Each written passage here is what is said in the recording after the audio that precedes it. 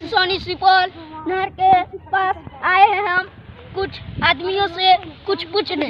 तो आइए कुछ पूछते हैं। ओ भाई बोलिए कुछ, ये कैसे बना? गुटखा क्या खाते हैं? तुम्हारा बाप तो खाता है। तमीज से बात करिए। आप भी तमीज से बात करिए। मीडिया वाला जिसके जमीन पर खड़ा है ना, मेरा ही जमीन है। अगर जमीन का धमकी नहीं दीजिए, ऊपर वाला का जमीन है। अब कहाँ से आए? हम सुपौल जिला से हैं। सुपौल जिला से है ना? हाँ। दिया में हो? दिया में है। हाँ। तो बोलिए ना। ऊंची बोलेंगे। सब कायदा करिए। तमीज से बात करो ना। तुम्हें तमीज से बात करो। तमीज से बात करो। मीडिया वाला क्या देखो तो अरे सब जमीन मेरा है। एसपी से लड़ा करता रहा।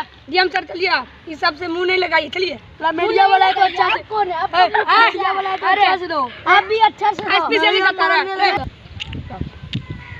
घर जाइए नहीं तो मार लग नहीं जाएंगे। कुत्ता से मुँह लगाए। भाग चलो मीडिया वाला है। रुकिए, कुछ बोल।